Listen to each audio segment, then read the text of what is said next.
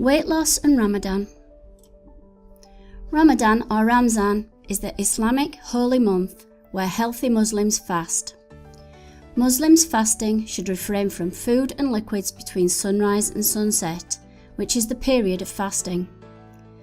The duration of fast depends on the country you live in. It can vary from a few hours to more than 18 hours. There are several beliefs among the Muslims as to what should be done and what is restricted during the month of Ramadan. There are no restrictions on food or fluid intake between sunset and sunrise. 2 meals per day is recommended, that is at suhoor before dawn and iftari after sunset. If you are in doubt, please consult your local imam. Ramadan is recommended for healthy Muslims but exempted for the following groups: young children, elderly, pregnant or nursing mothers, menstruating women, people with chronic illness such as diabetes and heart disease, or any acute illness. If you have diabetes and you are planning on fasting, learn more about Ramadan and diabetes from our blog. The month of Ramadan makes you a better and stronger person physically and spiritually. This month could be used to improve your health, and at the same time, weight loss could be considered for people who are overweight or obese.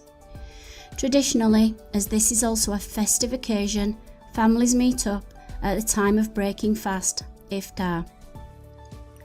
People tend to have a large meal, usually consisting of fried food, which may be salty, followed by lots of sweets. It is recommended that Muslims break their fast on dates and water or a simple soup, perform their prayers, and then eat a moderate iftar. Eating a large iftar when breaking fast can lead to weight gain. Most people do not realise that they are eating more because they feel they have not had any food throughout the day, and hence feel that having a bit more when breaking fast is okay. However, you do not realise that most of the year you are having a small or no breakfast and still working hard for 10 to 12 hours. As soon as you start programming your body and mind to a fasting mode, your hunger pattern changes and you feel more hungry, more so in the first few days of Ramadan. So why is it difficult to fast during the first few days of Ramadan and later you get used to it? You also find that after Ramadan and during the celebration of Eid, you are not able to eat as well as you did before Ramadan. During fasting, there is a switch in your metabolism. Your body, particularly your brain, needs glucose to function normally. While fasting, sugar intake could be reduced and your body uses up the sugar stored in the liver in the form of glycogen. Glycogen is converted to glucose and is used by your body. However, after a few days, all the glycogen is used up and your body starts breaking down the fat, which results in a production of ketones such as acetic acid, acetoacetic acid, and beta-hydroxybutyric acid. All these ketones blunt your hunger by suppressing your appetite or satiety center in the brain. As your hunger is blocked by ketones, you gradually stop craving food at sunset. In Ramadan, some families have iftar, which tends to be quite large, and feasting continues throughout the night with several visits from families and friends. To avoid this, you need to plan ahead with your family and friends, agree on a healthy meal plan which is portion controlled. You may also wish to keep a personal food diary or a family food diary. Avoid the following during Ramadan: processed food, sugary drinks like fruit juice, fizzy drinks like Coke, deep fried foods like pakoras, samosas, bhajis and fried dumplings, sweets such as gulab, jamun and rasgulla. Avoid eating and drinking salty food that makes you more thirsty. High intensity exercises or anything that causes excessive sweating leading to dehydration. If possible, stick to the rule of 50-25-25.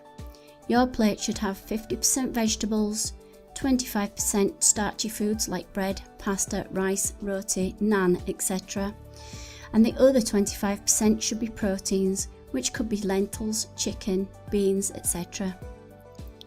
Always start with your vegetables, then the proteins, and finally the starchy food. Discontinuing exercise can spoil your routine. Fasting does not mean you should not exercise. However, if you have a medical condition, do consult your doctor before embarking on any kind of exercise. Do ensure you spend some time walking, and if possible, go for a brisk walk. Again, it depends on how long the fasting duration is, depending on the country you live in. For sustained weight loss, increasing your muscle bulk is crucial. Restrain from having fruit juices, sugary Coke, and too much caffeine. Fruit juice adds to the sugar you consume. Carbonated beverages and caffeine can upset your sleep. Good sleep is essential for weight loss. It can be quite difficult to get your quota of sleep, especially during the first 2 weeks, and also if the night is short and if you happen to be working during the day. Inadequate sleep time can alter your hunger pattern and result in weight gain. Points to remember for successful weight loss: plan ahead, discuss with your family. Have a meal plan for the next week. Increase your vegetable portions and cut down on fruits, salty snacks, and fried food. Always ensure you have all the material you need to cook for the next week's meal. Drink plenty of water and aim for 2 to 3 litres per day. Go for a brisk walk if you can every day. Ensure you do not skip meals before dawn, suhoor. If you are already on a weight loss plan and have been losing weight before Ramadan, then do not worry. Continue with your plan of healthy eating. However, if you are on a fad diet which does not prescribe to a balanced diet, please switch to a balanced diet. Please note that there is no particular time of the year when you should switch to a healthy eating plan. As mentioned before, please do not focus on losing weight this Ramadan. Understand and perceive the deeper meaning of Ramadan. For a weight loss menu which can be followed during the month of Ramadan, please check the Simply Weight blog.